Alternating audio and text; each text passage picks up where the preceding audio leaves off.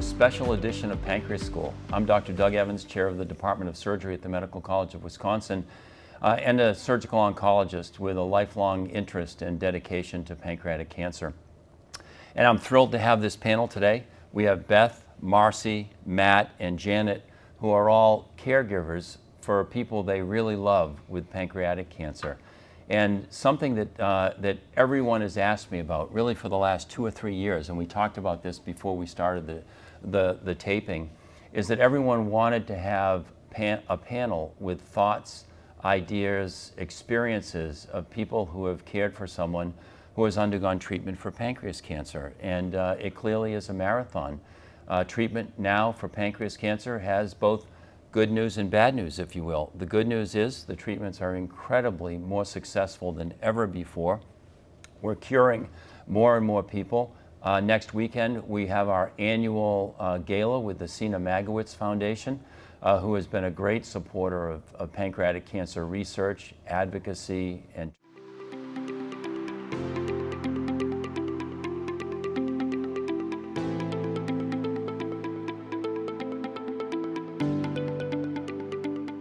start with Beth. I thought we'd go right down the row here. Beth, Marcy, Matt, and Janet, and tell us about the person that you helped get through treatment for pancreatic cancer, and then we'll have a little roundtable discussion. My name is Beth, and I was a caregiver for my husband, Steve, still am, and he was diagnosed a year ago. Well, actually, the symptoms began a year ago, February. We were on a cruise, and 2 days into the cruise, he became very yellow. He didn't like it when I told him that either. Sorry, Steve. But anyways, when we returned, we started with the doctoring, I guess you would say. He had 2 different GI procedures, and based on his CA-19 and with me talking with other people, I pretty much knew it was going to be cancer. Didn't know what type. We thought maybe bile duct at first, but it came out as pancreatic. And before Steve was diagnosed, I already had the appointment with Dr. Evans.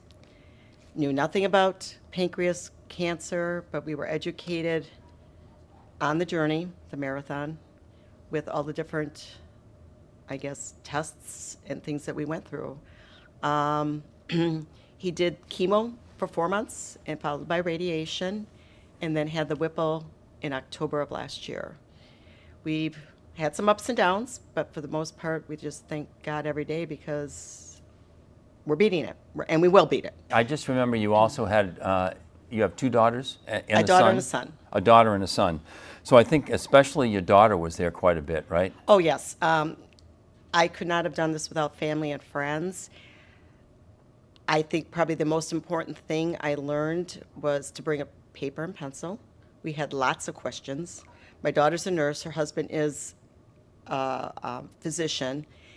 And we just had a lot of questions. A lot of questions. The paper and pencil is so important. I think we're all excited in a really good way when someone who comes in with the patient has a paper and pencil or a computer. And that's a perfect segue, absolutely, to Marcy.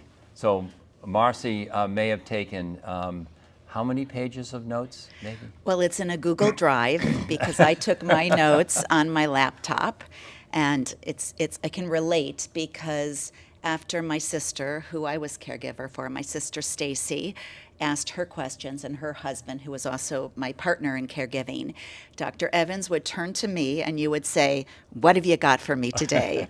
And I had plenty. But to back up, we had a similar circumstances. My sister was diagnosed exactly a year and I think 11 days ago, and it came out of nowhere. We had just been traveling with them internationally, had the trip of a lifetime to Africa, and 10 days later she came home and she was slightly nauseated.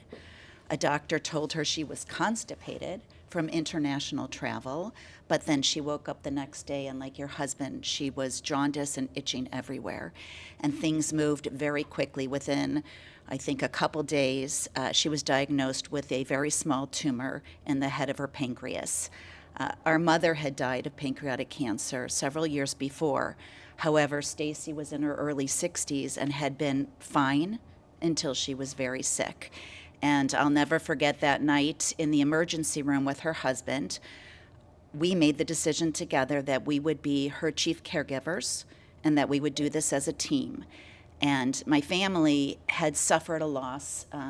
About a dozen years ago, my brother fought an autoimmune disease and lost his battle with scleroderma after 8 years. And I was the only family member that didn't live in the Chicagoland area.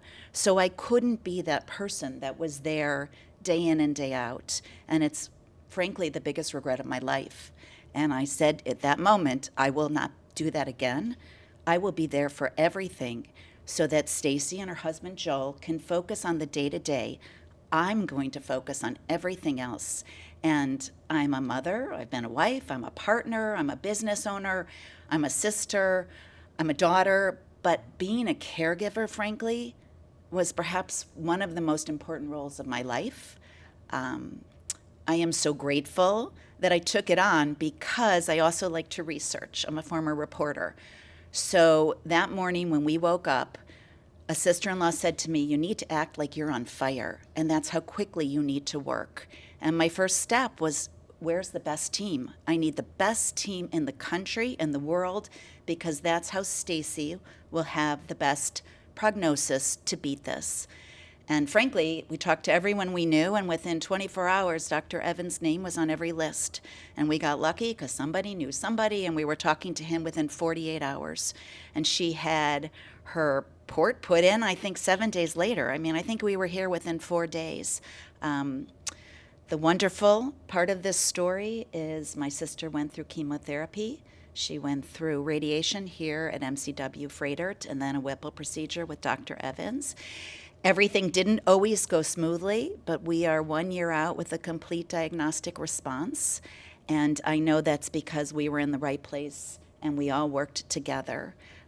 For me, being a caregiver was coming to every chemotherapy appointment with her. It was coming to every radiation appointment, even if we were going to drive an hour and 15 minutes. It was sleeping in the hospital every single night, even if it meant I had to plead with Dr. Evans to make sure the nurses would let me stay. It was sleeping on that pull-out couch here. It was being there every step of the way and being prepared so that Stacy and her husband Joel could focus on each day and what she had to get through that day. I was big picture. I was research. I was questions. I was note taker. I was snack maker. I was bringing the popsicles and the blankets and keeping everything straight because she had to focus on the battle and I could look at that bigger picture. And as I mentioned, it's a role I've taken very seriously and I wouldn't have done it any other way. You know, you bring up so many good points, and we'll come to Matt in a second. But one of those is the fact that right now there's not a complete consensus, and pancreas cancer is not unique in this space. There's not complete consensus on how every patient should be treated. So it can be very difficult for patients and their families when they receive disparate opinions, sometimes even from really good institutions and well-known programs. I think one of the things that we try to do is, and we talked about this earlier, is we get together every Friday morning at 6:30 in the morning. We have our multidisciplinary, what it's called, multidisciplinary meeting from 6:30 to 8 every Friday morning, where we go over our more complicated patients, difficult decisions regarding how they should be treated. We obviously review any recent literature, any clinical trial that we're doing, any paper that we're publishing. But it does put patients and their families sometimes in a difficult situation. I had a conference call last week with a woman who has cancer of either the bile duct or the pancreas, similar to Steve's situation, and they had been to 3 very good institutions, and they were trying to decide what to do. Fortunately, the patient's wife's brother was a doctor, and he functioned basically in Marcy's role. But I think that it is very helpful. Anecdotally, from the standpoint of the treatment team, those people who are the most informed and oftentimes have even the most questions. We end up spending, if you actually looked at all the time that we spend with people based upon how prepared they are for the visit and how many questions they may have, the people who are most prepared, they have the pen, they have the paper, and they have the questions, we probably end up spending less time with them. It ends up being a very organized visit. So we love the questions, we love the research, and it always puts us in a better place. Sorry I was long-winded. Matt. So my name is Matt. My mother, Georgia, or Georgie. So we're about 13 months into our journey. So my mother lived and lives now in Tulsa, Oklahoma, about 750 miles from here. And I think she began feeling not well in the early summer of 24 and dismissed her symptoms. Until she turned, she jokes now, because when I did a video chat with her, she turned the color of a yellow highlighter. And I was like, Mom, that's not right. And then what started, she went to the hospital and went through probably one of the most difficult chapters of her cancer journey in Tulsa. We almost lost her a couple times. She was very ill, and diagnosed there with pancreas cancer, a fairly significant tumor in the head of her pancreas. And frankly, the message we got there was, this is unresectable. There's nothing we can do. And so we simply, my wife and I live here in Milwaukee, we brought her here for her last chapter. We brought her here, frankly, to move in with us. We instantly came to that. We said, no, she's got to move in with us. We wanted to save her the time we had left because we felt she was coming here to die. The physician who diagnosed the cancer in Tulsa said, well, if you live in Milwaukee, reach out to Douglas Evans.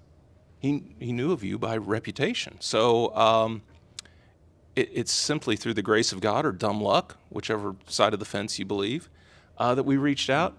And it took longer to get her well enough to travel than it did to get in. And I remember our first meeting, you said, there's less than a 25% chance we'll ever be able to operate.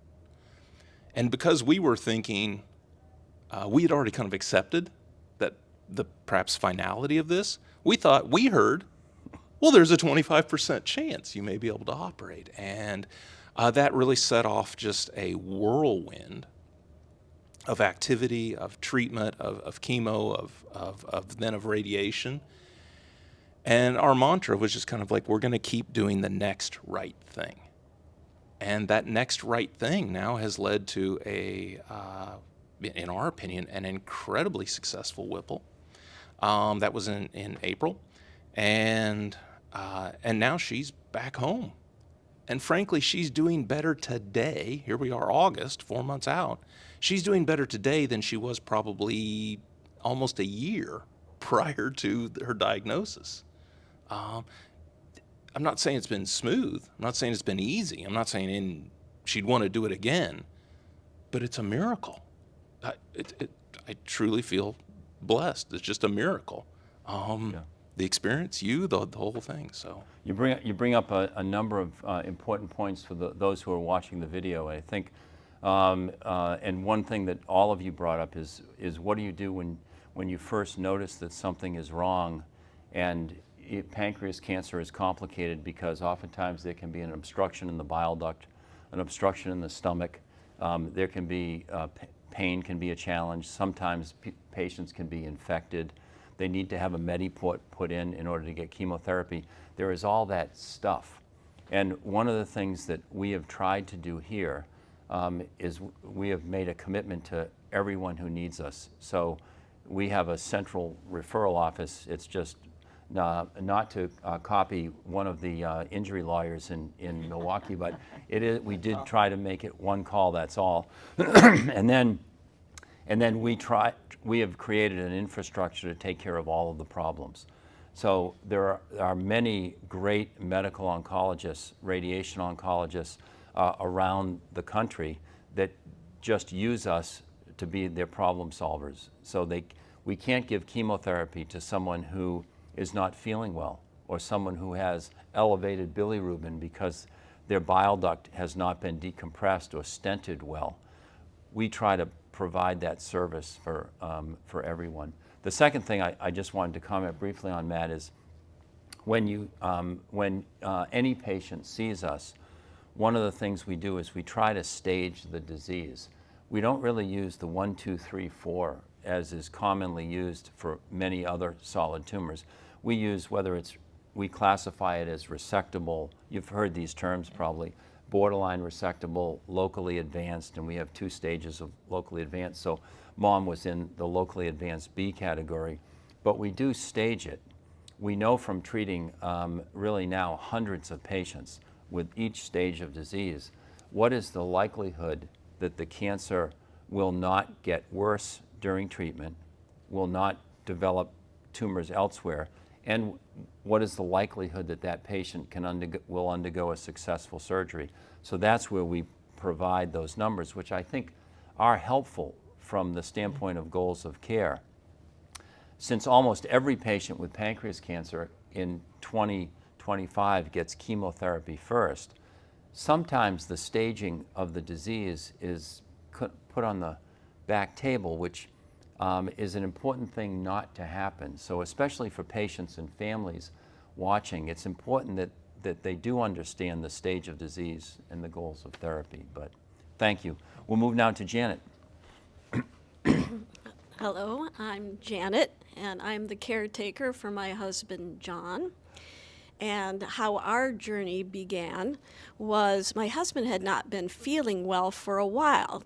Low energy, get lightheaded coming upstairs, so I kept sending him to the doctor. They'd send him to a cardiologist, they'd give him statins, which of course also have those side effects. So one night, well, for 4 days, he'd had a lot of gut pain and couldn't eat.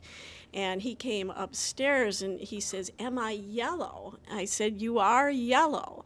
So I called our son and my daughter-in-law, and I wanted some help to make him go to the emergency room because he was resisting. And my daughter-in-law was very convincing, saying it may not be a big deal, but that's why we go now. And then she had me ask him some questions. Is your urine a dark color? Yes. Your stools, light and floating. Okay, she says, get him to the emergency room. We're from Iowa, and Caitlin Clark was with the university and was in the last final game. He says, well, I'll go after the last of the game. So I then took him You can't blame him for that. Well, you can't, although we lost. Sad. Anyway, we made it to the emergency room, and he got checked in, and they did an ultrasound, and that didn't look good. So next thing he's admitted, they're doing tests, and they had to put a stent because the pancreatic cancer was pushing, and the bile was building up in his body, and he needed a stent to drain it. So that just shortly after we got to the hospital, they put in the stent to do the drain. And we started our journey in Iowa. We were assigned an oncologist, and he started chemo. By the way, this was April 5th, 2024, when all this happened. So he did a lot of chemo. We went down to the university and saw a surgeon twice after CAT scans. And he said the second time, I simply can't do surgery on you. I said, what do we do now? He says, talk to your oncologist, good luck. So I happen to have a friend, she's an 8th Circuit judge, and I knew from running into her at the Cancer Center in Iowa that her husband had had a Whipple. Dr. Evans did it, and she says, you've got to get yourself to Dr. Evans. So we asked for a referral, and we got it. Dr. Evans, you called at some 7 o'clock at night for the introduction, and you were so positive. And I think what was so compelling was that you said you don't have long time to make a decision, but you need to make a decision and stick to it and don't look back. And that really helped my husband just make the decision, and he made the decision for the surgery. So thereafter, we ended up with Dr. Erickson for radiation therapy up here. And that went well, and she's a marvelous human being, as we all is. know. Amazing. Amazing. And my friends all call it the Milwaukee Mile from Cedar Rapids, Iowa to here. It's 4.5 hours approximately. And if your friends want to help you, please let them help you. My husband was losing weight, and they'd make comfort food, and they'd come see him, and they would feed us, and they would fill our freezer. And so he always had something to eat, and which would attract him to eat because his stomach was so off. But that's how our journey started. Wow. My husband had his pancreas removed along with his spleen and the lower part of his stomach, and he says the gallbladder, but I don't remember that. It was over a 9-hour surgery on March 14th, 2025.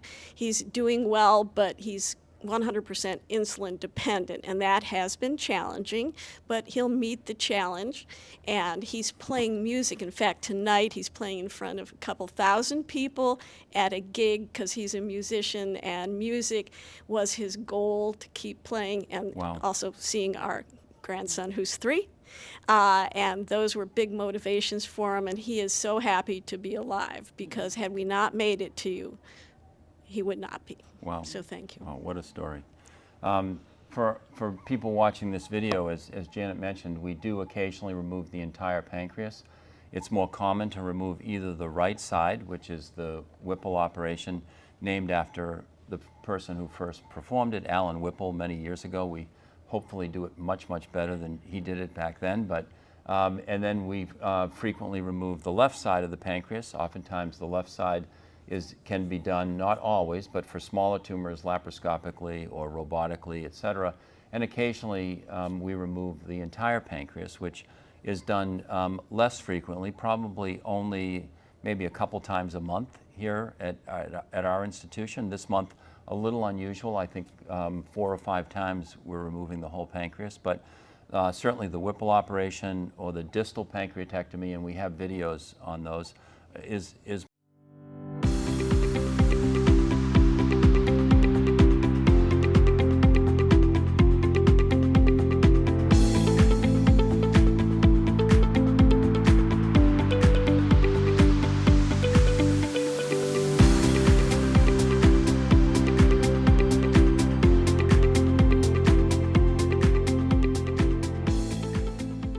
So maybe we could go across our panel, and we can start this way this time. We'll start with Janet.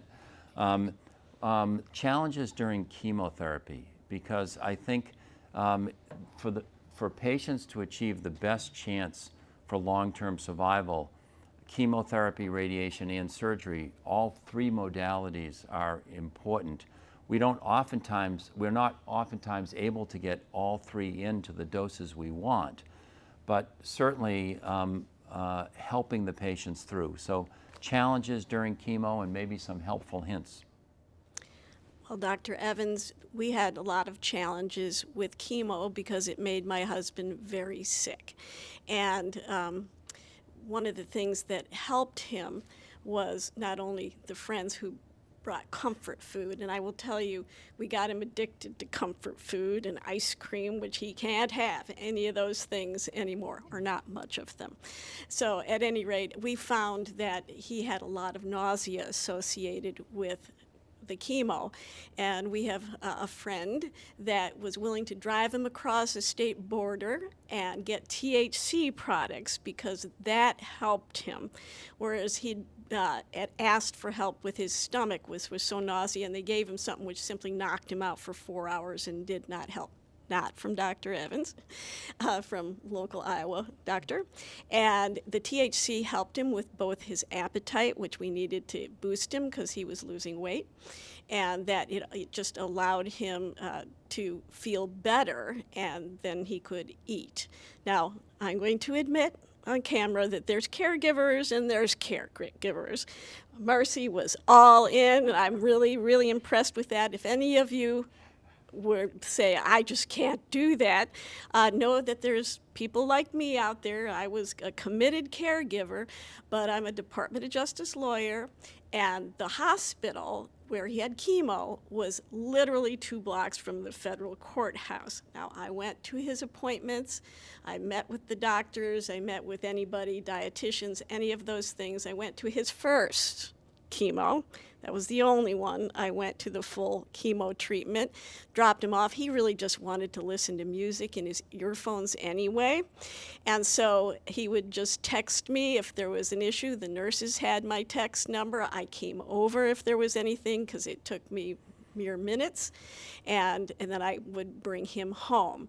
So you don't necessarily have to be there 100%, and I run an office and I was in litigation, and so I was able to do both.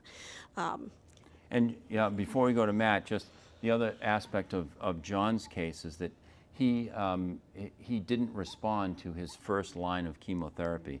And one of the things that we have really championed here, and this video isn't to talk about what we have done here at MCW, but this is an important contribution we made, I think, to the world of pancreas cancer, is to show that the presence of response or lack of response can be determined a little bit earlier. And our clinical trials all try to determine that within the first 2 months of treatment, so that patients don't receive 3, 4, sometimes 6, even longer months of therapy that in retrospect isn't working. I don't have the time to go into all of the metrics that we use to determine that, but I think his tolerance would have been a little better if the switch had occurred a little bit earlier. Right. And we're trying to make that known and trying to infuse that into the world of oncology.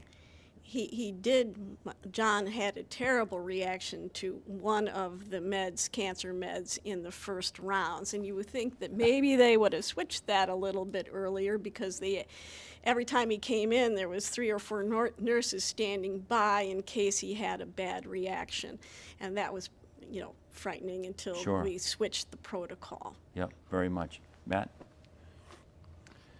So my mother had all her treatment, essentially, so only the diagnosis occurred in Oklahoma. All the treatment, the chemotherapy, the radiation, and the surgery was here. And so during chemo, I will say this, I'm very thankful. I'm just occupying one chair, but I had a very close partner in my wife. And I feel blessed that between the two of us, we could manage this, but she really did the yeoman's work during the chemotherapy. I think for my mother during that period of time, it was quite tiring. I think she was surprised about just how much it took out of her. The materials you gave us beforehand were very helpful, because it kind of talked about, okay, you're going to, if chemo is on day 1, here's what you might experience on day 3. Here's what you might experience on day 11. During this cycle. I think beyond just kind of the exhaustion, finding things that she wanted to eat, that was kind of trick, and that was also something that my wife was so amazing at, is doing this research and figuring out, oh, this might taste good. I know when they would come to chemo, my wife was like a Sherpa. She had the bag with everything that Mom might want in there, and I know Mom just felt so blessed by that. But really, grading on a curve, I think Mom felt that her experience, she went through it actually feeling better than she anticipated. Well, the goal of the chemotherapy is to hopefully make the patient feel a little better. Yeah. I think the other thing that you bring up, the bag, so important. I have to say, and I include myself in this, doctors are usually late. Appointments are late. I think carrying calories, protein, whether it's bars, liquid, hydration, all of that around is just so, it's just so important, really critical. Marcy? Well, I laugh at that because a Sherpa is a good way to describe it. I think I came to that first chemotherapy appointment. It was very early too. It was like 6:30, 7 in the morning, and I had to make 2 trips because I had so much with me, because I had done so much research. I didn't want to be unprepared for anything. And again, I felt like that was my role, not Stacy's, not Joel's. I should have everything we need. And I remember now in that bag, I had cold packs because I had read about neuropathy and hair loss. I had ginger. I had lemons in case she had nausea. We had protein. And it also became apparent I better bring some snacks for myself and for her husband, because Joel, as supportive as he wasn't thinking along those lines. So there was a separate set of snacks that he would like. But while I came prepared for all that, we also counted on other people. And all of those friends and family members who said, what can we do? As we moved through chemotherapy, we realized, you know what, maybe delivering a hot lunch is a good idea. One day Stacy said, I'll have an omelet, I'll have pancakes, I'll have a bagel. We have a brother who wanted to help, and my father wanted to help. So we let those people contribute. It was important for them, and it was important for us. I also think about comfort foods, and that is one thing. As we started the process, I learned very quickly I didn't want to be in control of. I could give that one up. And towards the beginning, I said to my sister and her husband, someone needs to coordinate meals. You need to have something at home waiting for you, and I don't want to do that. I got more important things to do right now for you. I said, give me the name of your most responsible friend who wants to do this. And immediately we handed that to somebody else, and they took care of it. But through the chemotherapy process, I think the goal was, let's have everything we need to get through these 8 appointments as easily as we can. And Stacy did beautifully through chemo. She was very fortunate. She learned the pattern quickly, so she knew when she would be tired. She knew when she would have some nausea. She planned her schedule with her children and her grandchildren around that. And once she was hospitalized because her platelets had fallen too low, but by and large, she really did incredibly well through that process, and we did get into a rhythm, just like everything else. We knew what our roles were, and my bag got a little lighter as we went on. She did not need fleece blankets and fleece sweatshirts. She didn't get cold during her chemo. We did chemotherapy close to home, which was recommended by the team here. That made a ton of sense. We were 5 minutes from the hospital back in Chicago, so we could do it there. And I actually think radiation became more taxing in the end than chemotherapy because it was 15 straight sessions, and we did them here at MCW with Dr. Erickson, who we adore. And I think that's the only time I didn't go to every single one, because Stacy and I had a bit of a heart-to-heart, and she said, I need you in top form for that Whipple, and driving 15 days straight back and forth, an hour and 15 minutes is too much. I go in, I'm in that room for 40 minutes, and I come out. You don't have to be here every single time. And as hard as it was, I listened. And that's another lesson I learned. You have to listen to the patient. So when she said, it's okay, I can go with our brother, I can go with a friend. Really, if I think I can't, I'll let you know. I had to listen and take a step back. It wasn't easy for me, but I did do it. So I think that's an important lesson too, as much as you want to give. And by the way, I had an incredible right-hand person at my business, and she was one of the first people I told about what was going on, because I said, I'm still involved in our day-to-day activities at work, but this won't be my priority. I need you. And she stepped in, which is what allowed us. So it takes a village. I mean, it really takes a village to face this battle. So I understand the work concerns. I told my clients, that was something I didn't think I would do, but I decided if they didn't understand, then they probably weren't the right people to be working with. So I picked up the phone and I called our primary clients. I own a public relations firm, and I explained, my sister's been diagnosed with pancreatic cancer, and this has to be my priority. And I hope you can understand, and I won't let anything slip, and I've got great people working with us, but day to day, this is what I have to focus on. And every single one of them wished us well and understood the importance of it. Wow, isn't that great? Yeah. Wow. Very grateful. Yep. Beth, during chemotherapy. During chemotherapy, we were also very fortunate like the rest, well, the most majority of you, Steve tolerated it very well. I also was the pack rack. I didn't use a schlump, but boy, I had everything in there. Not knowing if he was going to be cold, hot, nauseated. He did have some complications with a very sensitive tummy, and that did linger throughout most of chemo, but we were able to work that out by talking to the dietitian, by talking with Gabby, talking with doctor, and we did get that under control. He worked completely through the whole chemo, other than being a little bit tired. He runs a small business that he could get into the rhythm of knowing day 1, day 2, day 3, and how to do that. But he does pride himself in not missing work. I, on the other hand, wasn't so happy about that. But anyways, but he listened to his body. I listened to him. Like you said, listening is so very important. And the village of having everybody that could help us out. I'm lucky my sister wears many hats, and she is a nutritionist. A little bit over the top sometimes. Sorry, Janine. But you were. And some of her things worked, some of them didn't. But yeah, takes a village. Yeah, and it's so important too to remember that work sometimes is helpful, and work sometimes adds stress, and we emphasize that to the patients that because they oftentimes will say, "Can I work?" Well, whatever you do to make yourself happy, content, you sleep better at night. You feel good about yourself.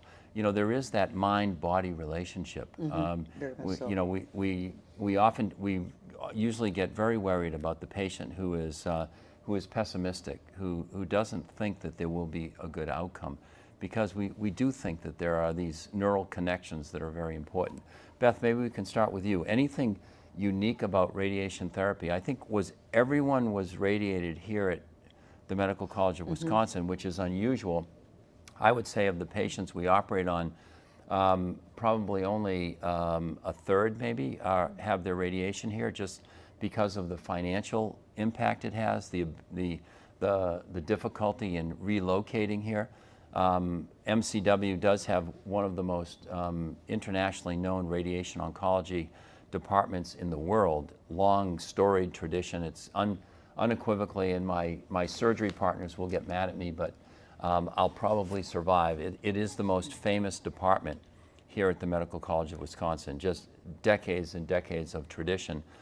GE Healthcare is in Milwaukee, so the CT scanners that are made across the country, many of them guide the use of radiation therapy, are all here. So any unique challenges with radiation?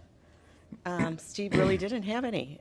He's very fortunate that his office is 10 minutes from here, and I listened. I came to the first appointment, and then the subsequent 14, well, until the last day, I wasn't here. I had work too, so it worked out. We were So it lucky. sounds like Steve and Stacy probably had 15 treatments. The radiation therapy, this is an evolving landscape. Many patients receive 28 treatments, some people 15. We're finishing a clinical trial right now that compares 5 treatments to 28. So, but Marcy? Well, at the onset, one interesting thing about radiation was when we talked to the first week and a half, 4 or 5 different teams, your team was the only one that recommended radiation because her tumor was so small and we knew it was resectable from the get-go. Also, her CA19-9 was relatively very low at diagnosis. And to go back a tiny bit, we'd gone to the Power of Us conference 8 days after Stacy was diagnosed. And when I say we, my sister sent me, my husband, partner, and her husband. She was going to go, but decided at 8 days that would be too much. And she sent us as her eyes and ears. And one of the greatest lessons I learned at that conference was once you pick your team, listen to them and trust them. Doesn't mean you don't ask questions, but they know more than you'll ever know. Even if you think you research nonstop, they are the experts. So when we decided unanimously to go with your team, Dr. Evans, and you said radiation, that was always what we were going to do, but you were the only one that recommended it. I believe now, stepping back, that she had such a positive, complete diagnostic response because of the cumulative treatment she received, because she had chemotherapy first, because she had the radiation, because she had the Whipple. So we did radiation because we were here. And with you, it was tiring for Stacy. We were lucky because it was over the holiday season, so 15 straight got broken up a little bit. That helped. But it was the kind of thing where you had to put your head down and just keep moving through it, because 15 can be daunting when you're an hour and 20 minutes away. It helped that other people took her, so I did get a little bit of a break and I listened, but it was the kind of thing she just had to get through and battle through being tired. It meant she took naps once in a while, something she didn't typically do. But she knew it was a means to an end, and once that was behind her, we could start looking forward to the Whipple.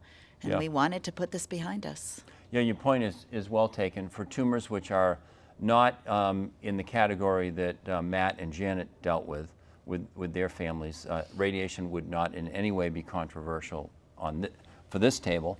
It would be a little controversial on the far table to my left, absolutely. And that's just that echoes the issue that I brought up earlier, that sometimes the doctors don't all agree. Obviously, we are treating when we operate on someone, we're operating on them to cure them.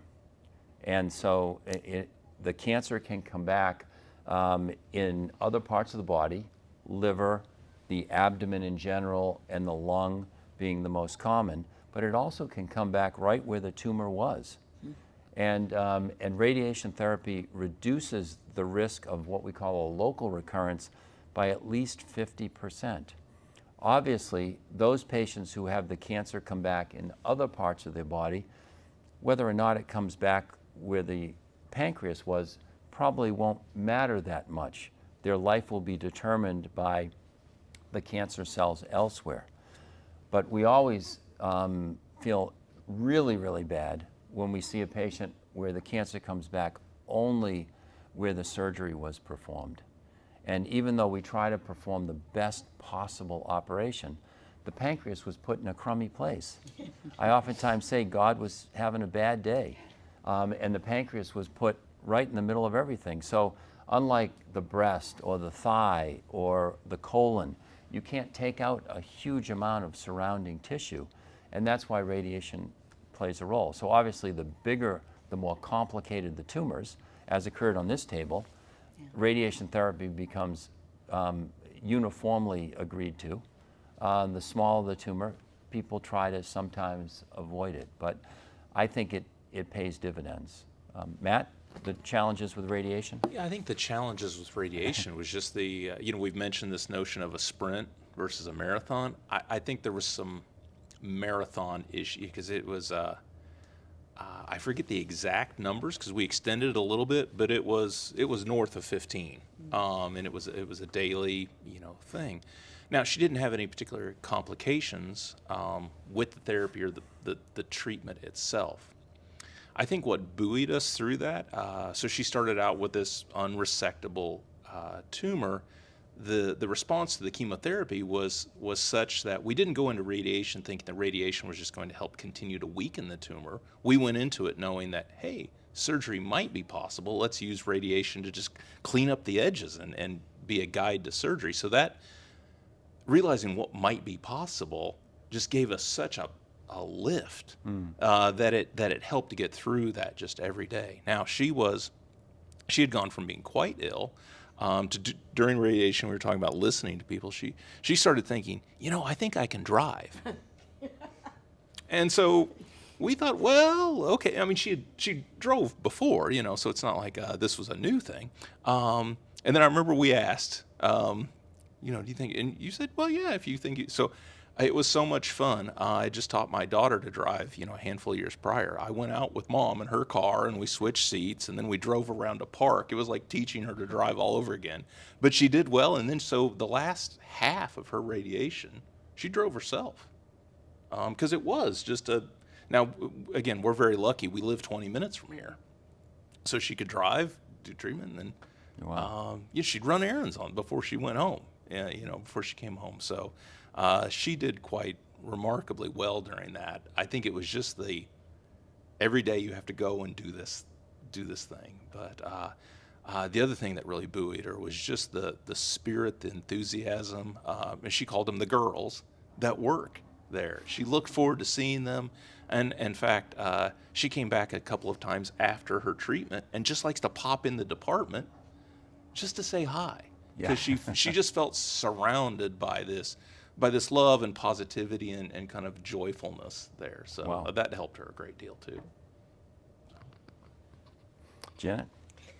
We had a little different experience with radiation because my husband signed up for the clinical trial. And so he had the compressed schedule, which we were thrilled and delighted that he got into the short form of the radiation. Because for 4.5 hours up and down in the dead of winter, down the Milwaukee Mile. And I'm going to tell you what a great winter. We never had bad weather, which is remarkable. But there's 2 words people want to hear with radiation is negative margins. And that, as Dr. Evans explained to us, is the chemo had shrunk the tumor, but they needed the negative margins to do the surgery so that you wouldn't have the problem of maybe the cancer cells cropping up other places. So he did not have a great deal of trouble even with the compressed schedule until the last one, and it seemed that one, as I recall, made him feel ill, but it could have been that or it could have been something else. At any rate, we thought that the radiation with the clinical trial with the compressed schedule was perfect for John. And for those watching, every trial has a little acronym that's based upon the long title of the trial. So this is the SOFT trial, which is run by Dr. Bill Hall, who right now holds the Bob Uecker Chair for Pancreatic Cancer Research. Bill, an incredible radiation oncologist, and we're actually taping this video before Bill throws out the first pitch this Saturday at AmFam Field in honor of Bob Uecker. So, but this trial is a randomized trial. So your husband had a 50-50 chance of being randomized to either the 5 treatments, where the dose per treatment is higher, versus the 28 treatments. The 15 treatments has been championed in the Netherlands by the Dutch, where there's socialized medicine there. All different diseases are centralized in certain places, so they can basically control how any disease is treated within the country. Attractive aspects to that, some unattractive aspects to that, but certainly the 15 treatments has been well worked out, well studied. We have used it here extensively. I think that we're certainly trying to find ways to make all of the treatment better tolerated, chemotherapy, radiation, and surgery.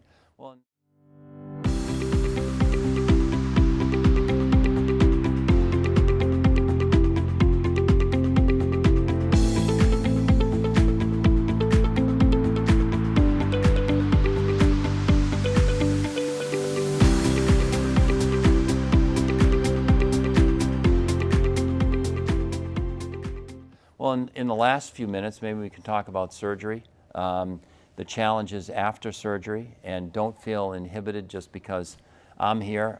These are big operations, and you know there's no way to do these operations without some hiccups along the way.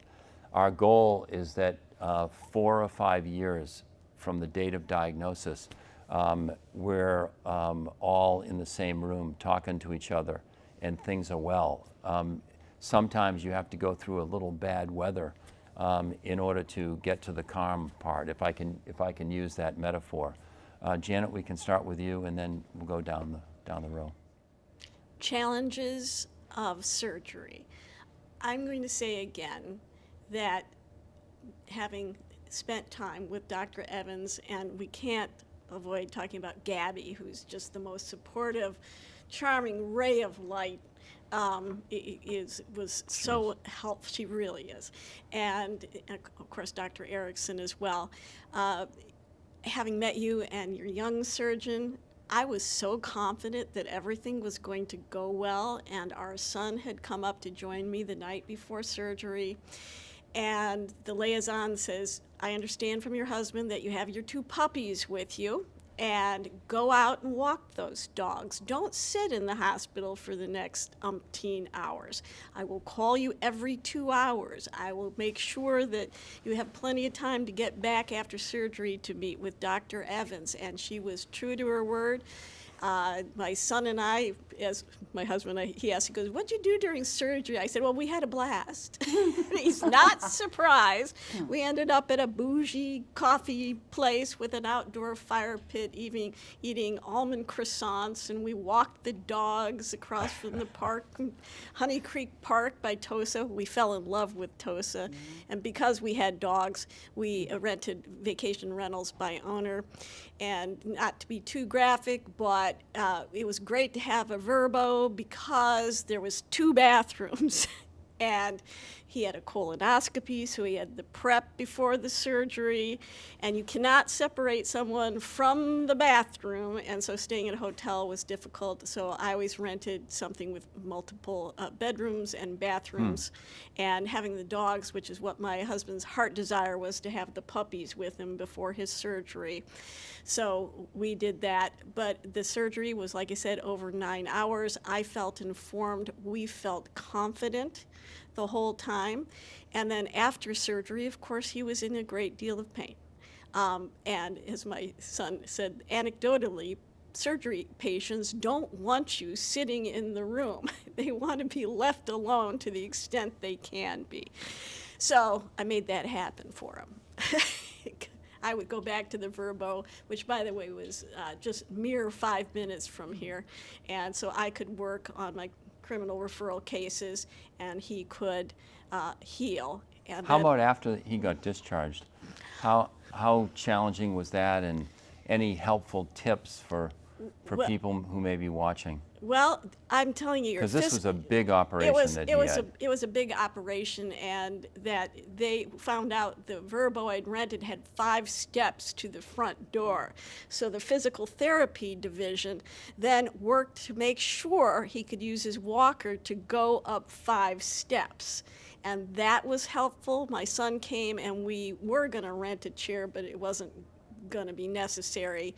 And so we rearranged furniture so he didn't have to go around anything. We had a couch with the TV with it so he could prop himself out. One of the things my son and I did while the surgery was happening was try to find a route that didn't have too many potholes, because I will tell you, after they are discharged, hitting a pothole after that kind of surgery is a misery.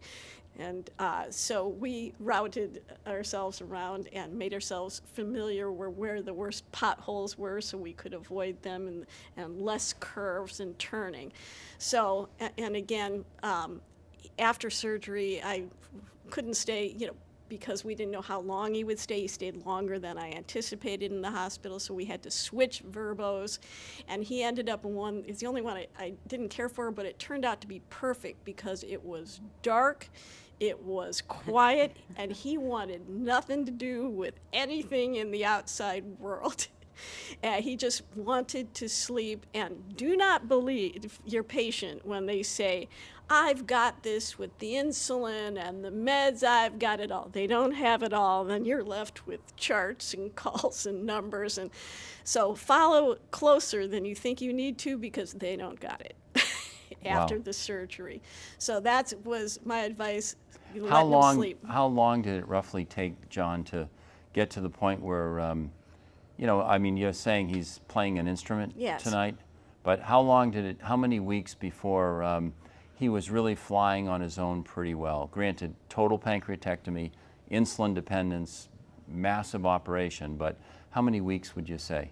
Define flying on your own. Where you didn't really have to provide too much assistance, where, if you were going to be gone for a day or two, the house was well stocked, but you would have no concerns. Probably a month. I was surprised. We had neighbors that came and filled up our propane tanks because he would get cold, but he wanted to be outside. Yeah. And so we'd have 2 patio heaters going on him, and he had a blanket and a big sweater. And at 2 months, he could be up for a period of time. He could walk around. He could do his own meds. He's still not very good with the diet, but at any rate, that was shocking to me at how fast that happened. Now, he needed a lot of naps, and he would run out of energy fast, but he could do all those things for himself, and he got very adept with the medications. And I have these little flip-top colorful boxes that we put everything in because you don't want anything dropping to the floor. We have 8 animals, 2 cats, 2 dogs, 4 horses, so that was, one of our challenges. But yes, it surprised me at how fast he came to that, and then his goal was to play music and be able to lift the guitar and sit on a bed, and his friends would come to our garage and they would play a little bit and then he'd go rest. So Wow. I think that's about, it's remarkable because that was a huge Now, surgery. a little quicker than we would normally expect. Yeah. Yeah. That is my recollection. Yeah. Matt, the weeks to a couple months after surgery. Oh yeah, so I kind of feel like our results are not typical. So after surgery, she moved back in with us, and I think those first couple weeks were tentative. So you mentioned steps. We have an entire flight to get up into our condo, and that first time coming home, she actually climbed those stairs better after surgery than she did when she first moved up when she was so sick. It was now she didn't go fast, but she did it well. Within 8 weeks after surgery, she moved back home without caregivers. Moved back home independently. 2 weeks after that, she drove 8 hours to see her granddaughter's college graduation. Not that we would necessarily recommend that. Wow. But But she felt like she could do it. She did it in 2 days, so it wasn't there was a time she hoped just to live to her 70th birthday, which was in October. And then when things were going well, she thought, I hope I can live to see Alan's graduation. It's my daughter. Not only did she live to see it, she drove to it. wow. She got her life back. So the week after, we'd riding such a wave of positivity, she kind of thought, oh, I'm going to be in the hospital a couple days, right? Things were going so well. I'm going to be in the hospital a couple days. I'll be home. The surgery is no joke. Yeah. It's no joke. However, you will have the opportunity to experience the best medical care available to humans. It's really a very moving experience. The floor is incredible. The 12th floor of the hospital is a dedicated surgical oncology floor. The nurses are all subspecialists in pancreas surgery. It's amazing. We did yesterday, for example, a very big operation, removed the entire pancreas, had to take a couple other things with it, and that woman spent about 2.5 hours in the recovery room and then went up to the floor, whereas in most any other institution, she probably would have been in the intensive care unit just because that floor is so well equipped and knowledgeable, and they see this every day. Matt, any challenges with food and eating? I mean, one of the biggest problems we have after surgery is lack of appetite, and the fact that we redo the entire plumbing and electrical system, and therefore sometimes it can take people a while before they're eating enough to maintain their weight. That's probably ongoing, our biggest concern. So start to finish, she's lost 100 pounds. Now, she's at what, the charts might say a healthy weight now, but it's touch and go. She's very thankful. So what's left of her pancreas is producing insulin. So her blood sugar's normalized fairly swiftly after that. She's to the point now where she takes a blood sugar reading twice a month, maybe, just to confirm. So that is going very well. It took a minute to figure out what what foods agree with her, what she digests better. Taking the enzymes helps. She's learning. She continues to kind of refine how much of the enzymes she needs to take. But no, she's really tried to listen to what sounds good, what sounds tasty, what is she craving, and those things tend to go fairly well. But no, that continues to be a challenge, is taking in enough protein to keep her weight stable. Yeah. That's where she is. But she's also, so here we are, 13 months after diagnosis and 4 months post-surgery. She swims. She goes for a daily swim now, so she's staying active. She's starting to build muscle again, but that kind of makes her body's demand for protein even higher. Sure. So I think that's been the challenge post-surgery, is just how to get the calories in and hang on to them. Sure. And not to be too graphic, but even her stools, if you will, or her bowel movements have even normalized somewhat. Yeah. At first was not, but that's even normalized for her Yeah. a little bit. And Just as she learns her own body again. And we have a number of videos on that as well. Yeah. So great. Marcy, more complicated situation. Well, a little bit. Our mother had a Whipple procedure as part of her pancreatic cancer journey, but it was during COVID. So we weren't in the hospital with her, and our father kept us at a distance, and we didn't see it up close. So I think we went into that surgery thinking, oh, we've got this. We've gone through chemo, radiation. This will be fine. And the day of the surgery, February 7th, Stacy and Joel have 3 grown children, and they all wanted to be here in Milwaukee with us. I was here. My husband, Steve, was here. There were a lot of us. And I remember being apprehensive, but again, having this confidence that this will be a snap.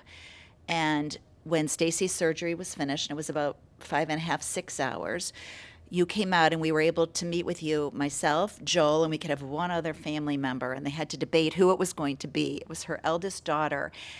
And I was pretty flustered that day because it was a lot. And the one thing, a good tip for caregivers, is I hit voice memo on my phone as you started, which was really helpful for all of the other kids who didn't get to hear, because I could come right back and play it. And we all huddled around this little iPhone listening to you say, everything went beautifully. She's going to be fine. And we kept looking at our watches thinking, why is it taking so long? Why is it something went wrong? But in fact, it's just the procedure. It takes a while. And it takes a while for the patient to go to sleep and Right. wake up. And certainly my practice is I usually don't go to see the family until the patient's been in the recovery room for at least a half an hour, 40 minutes, so that I know that everything's fine and relatively routine, so that then you don't have to go back and say, oh, well, we've actually not been able to get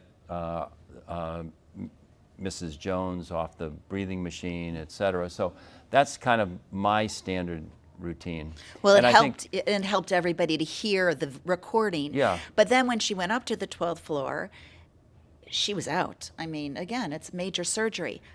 I thought she looked like she'd been run over by a truck. I was stunned. And you came in and you said, oh, she looks pretty good for someone who had 6 hours of surgery. And my brother and I looked at each other.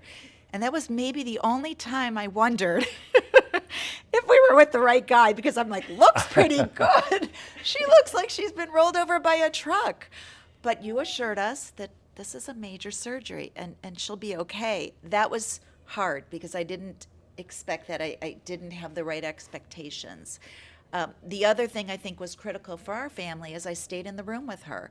And my sister's a grown woman. She's had children without epidurals. She's gone through life's ups and downs, but she'd never been in the hospital by herself.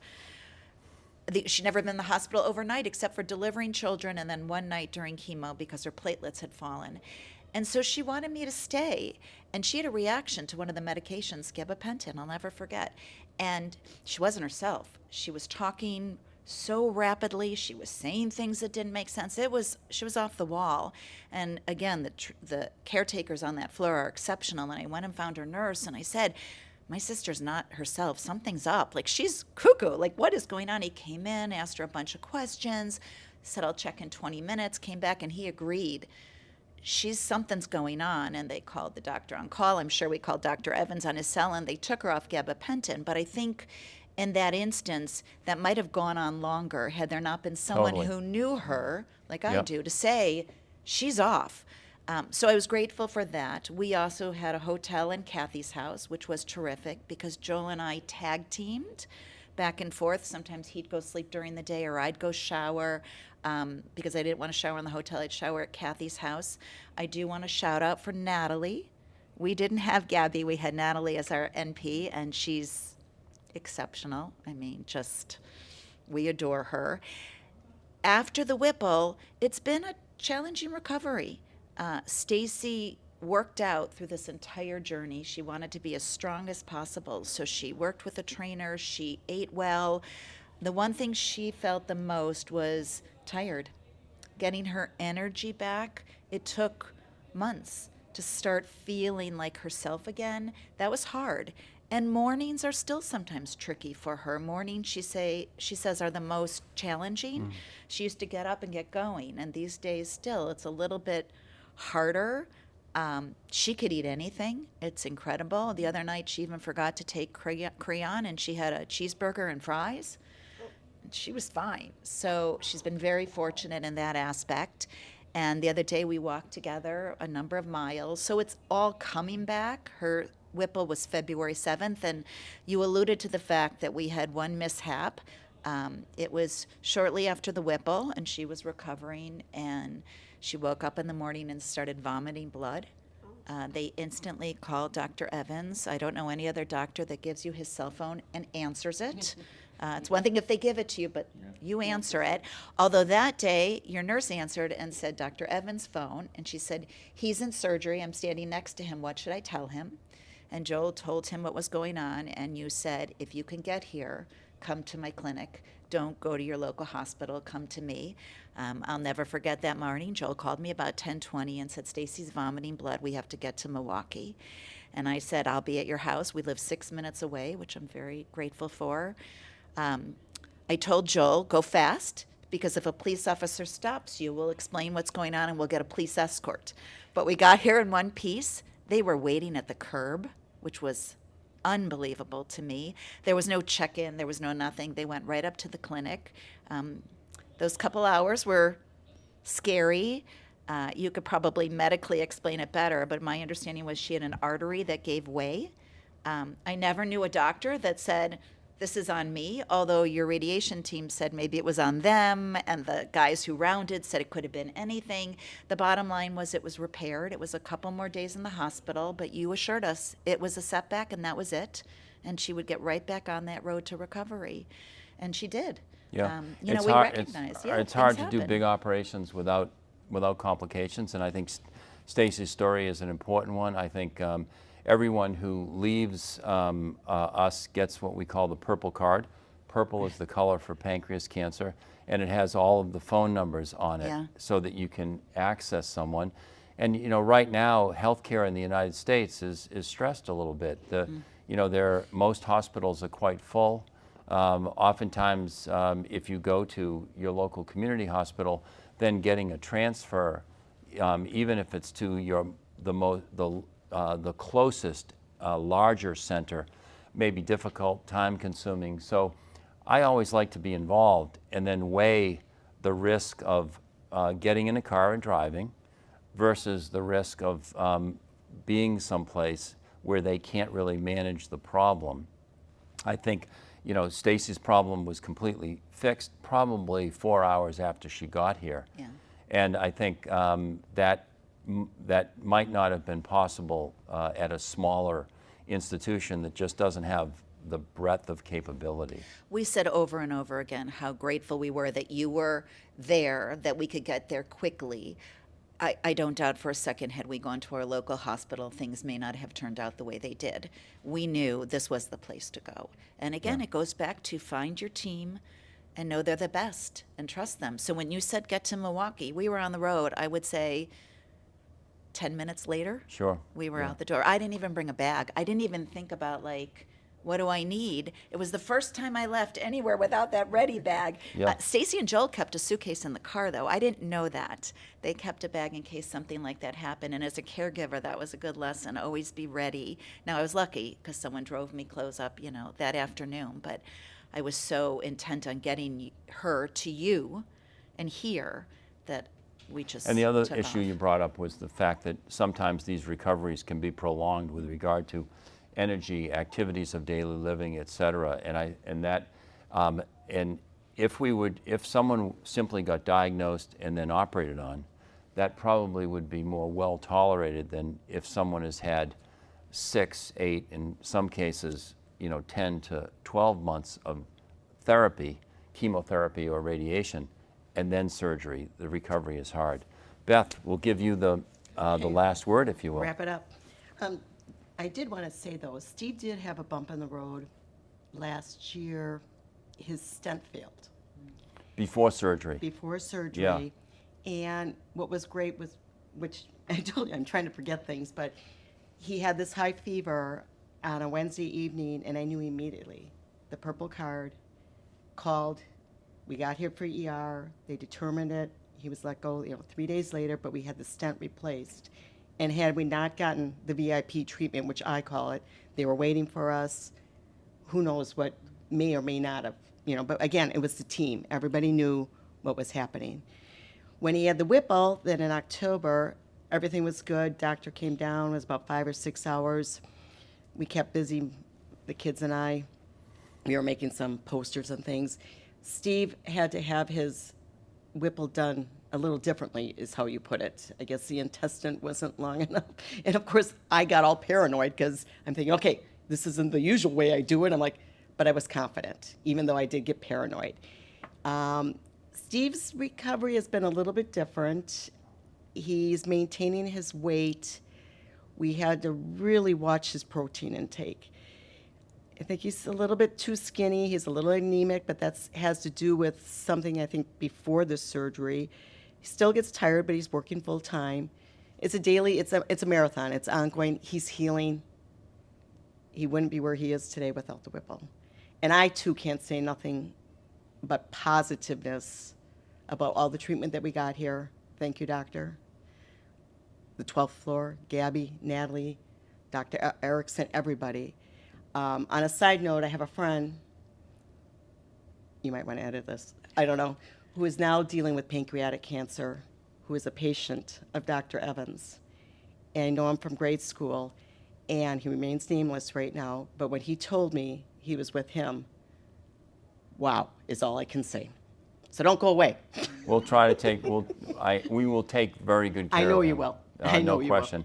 I think one thing that everyone has echoed is that I think, as Matt put it, the surgery is a big deal, and I think that's something that we try to convey to our patients and their families, while at the same time making them feel confident that things will go well.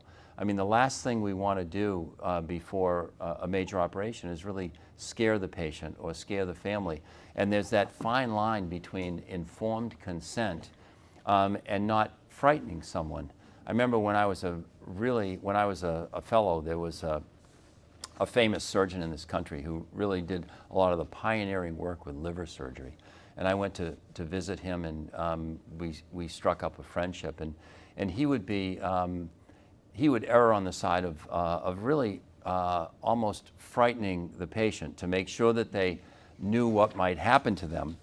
And then I, as a young surgeon, I worked with others who would maybe take the other extreme. We try to balance that a little bit. I think videos such as this, where patients can watch the video, hear it from caregivers themselves, this is really the most valuable way to convey that message. I think, Matt, you wanted to comment on this. The day of surgery, it was I had a long day. You had a longer day. In memory, I remember it being about 13 hours in total. And I remember when you came to that room.